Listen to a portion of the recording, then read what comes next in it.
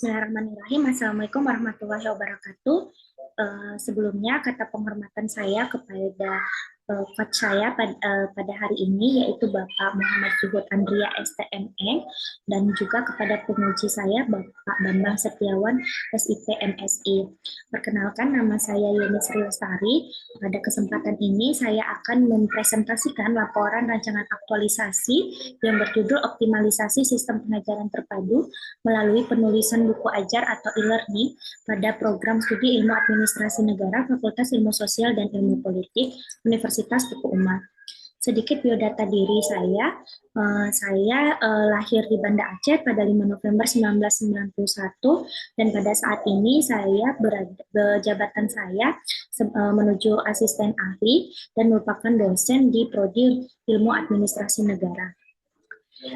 Tugas organisasi dan fungsi organisasi yang ada di Universitas Teguh Umar bertujuan untuk mencapai indikator kinerja utama dan juga indikator kinerja tambahan sehingga Universitas Teguh Umar bisa menjadi lembaga pendidikan yang berkompeten. Selanjutnya, adapun identifikasi isu atau permasalahan yang terdapat pada Universitas Teguh Umar, khususnya pada Prodi Ilmu Administrasi Negara yang saya angkat ada 3. Pertama, sistem kerja dosen yang belum terpadu dalam memberikan pengajaran, dan hal ini terkait dengan nilai organisasi terbuka dan juga berkaitan dengan nilai dasar ASN atau SMART ASN, yaitu akuntabel dan kolaboratif. Yang kedua, masih kurangnya digital skill di kalangan ASN itu tentunya akan mempengaruhi kemampuan dari sumber daya manusia yang ada di organisasi ini terkait dalam pengembangan dan juga penguasaan terhadap informasi teknologi.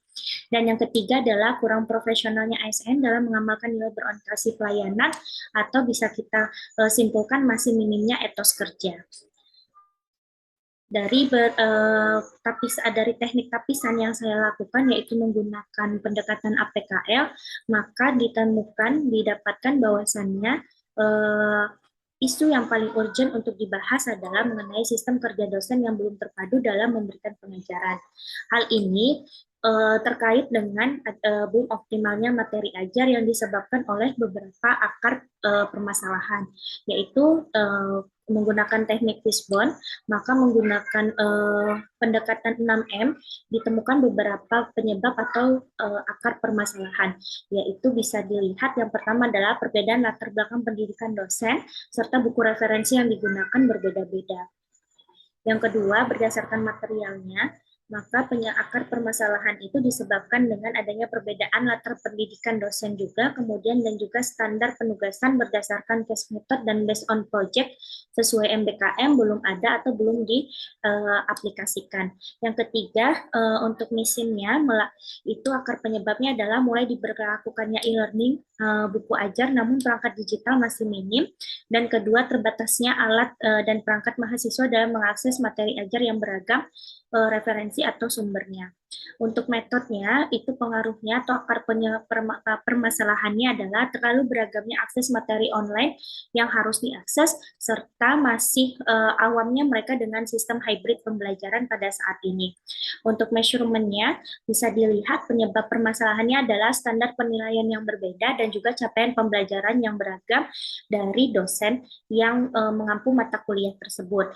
Dan yang terakhir adalah mother nature-nya, akar permasalahannya disebabkan karena adanya human error dan juga kebijakan yang berubah-ubah. Berdasarkan dengan latar belakang atau akar permasalahan ini, maka gagasan untuk menyelesaikan masalah yang ada, saya menyarankan untuk melakukan optimalisasi sistem pengajaran terpadu melalui penulisan buku ajar. Kenapa optimalisasi? Karena untuk KRS dan modul pengajaran sudah ada. Dan pada kesempatan ini, program yang saya angkat adalah buku ajar berkaitan dengan mata kuliah pengantar ilmu politik.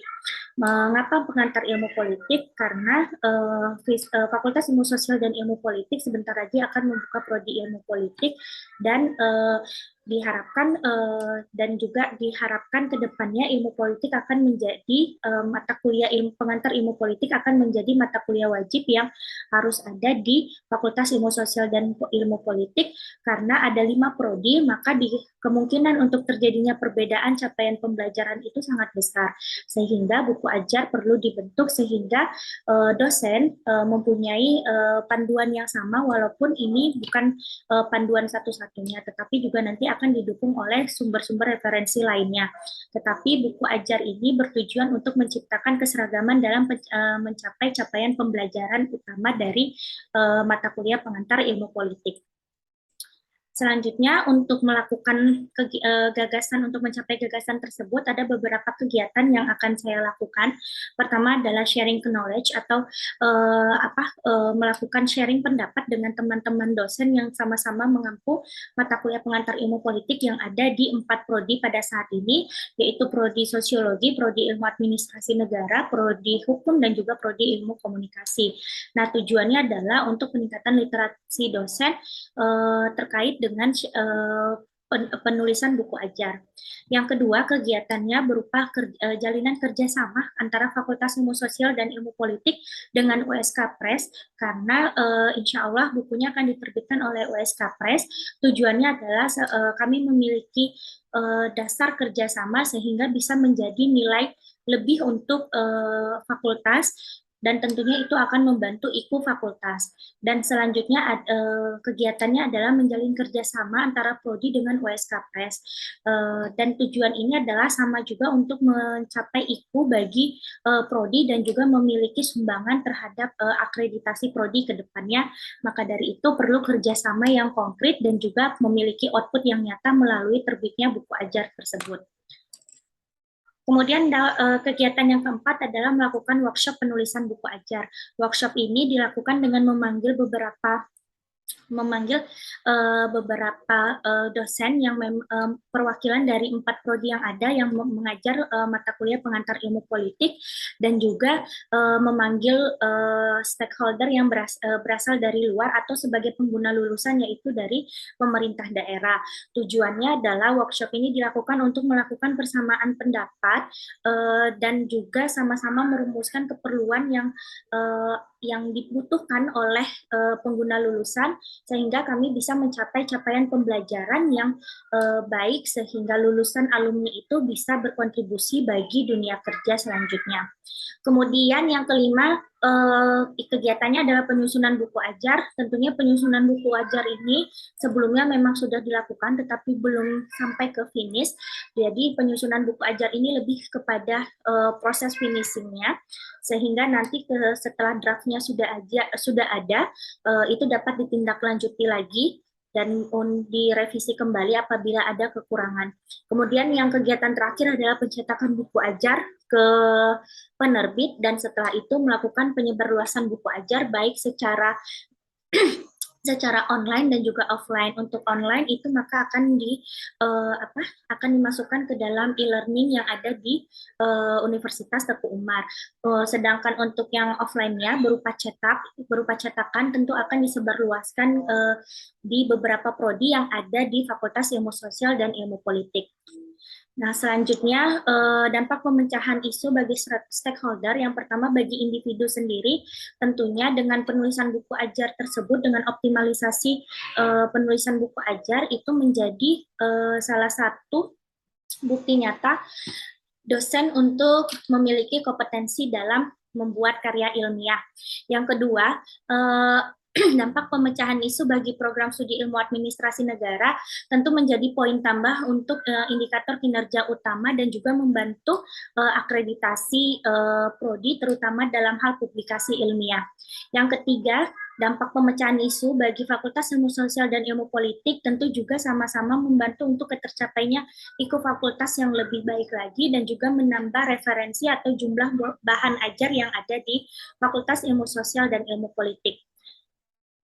Untuk Universitas Teguh Umar sendiri, keberadaan atau keberadaan daripada bahan ajar yang berupa buku ajar ini bisa menjadi penambah jumlah referensi karena sesuai dengan visinya Universitas Teguh Umar menjadi sumber inspirasi dan referensi sehingga diharapkan menambah baik kuantitas publikasi dan juga sitasi bagi universitas. Dan yang terakhir, dapat pemecahan isu bagi pemerintah daerah adalah dengan adanya buku ajar yang disusun sesuai dengan kebutuhan pemerintah daerah, itu dapat menjadi pegangan bagi korelasi terkait kebutuhan pemerintah daerah dengan mahasiswa yang menjadi lulusan dari Universitas Teguh Umar. Untuk kegiatannya, secara ringkas dapat saya simpulkan untuk tanggal 2, untuk minggu pertama itu lebih kepada arah kegiatan sharing knowledge. Masih di minggu pertama juga itu akan diadakan MOA antara FISIP, OSK, dan juga PRES.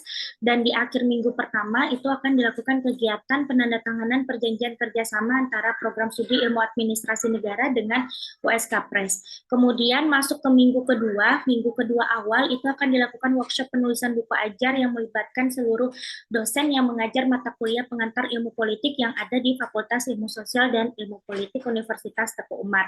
Selanjutnya setelah itu di minggu kedua, hari ketiga dan keempat sampai dengan awal bulan Oktober itu akan dilakukan kegiatan penulisan buku ajar untuk menyempurnakan lagi buku ajar yang sudah disusun. Dan yang terakhir, minggu terakhir dalam kegiatan aktualisasi akan dilakukan pencetakan dan penerbitan buku ajar. Dari gagasan yang saya uraikan tersebut ada beberapa kendala, tetapi juga ada beberapa upaya untuk mengantisipasi kendala tersebut.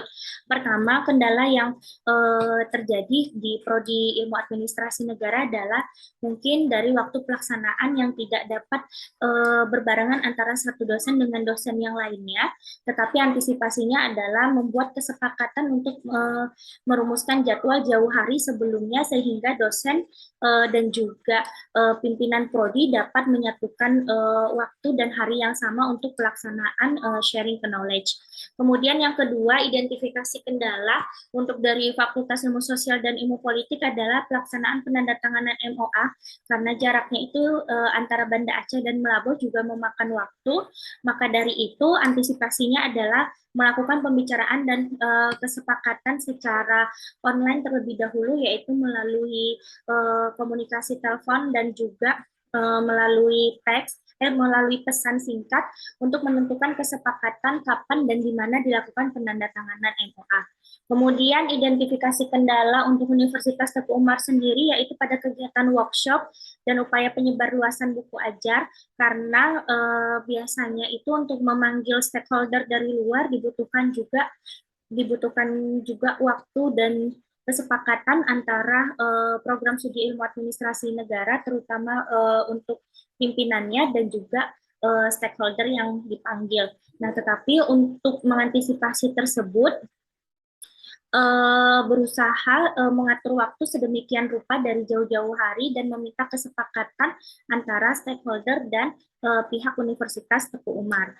Kemudian yang terakhir adalah pemerintahan daerah, di mana biasanya kendala yang dihadapi adalah sulitnya menyatukan persamaan persepsi terkait kebutuhan penggunaan lulusan dengan capaian pembelajaran mata kuliah. Maka dari itu, rencana antisipasi yang dilakukan adalah melakukan pendekatan secara komprehensif sehingga dapat dibentuk satu kesepakatan terkait kebutuhan yang bisa menampung kebutuhan dari kedua belah pihak. Cukup sekian presentasi dari saya, kurang dan lebihnya mohon dimaafkan. Wassalamualaikum warahmatullahi wabarakatuh.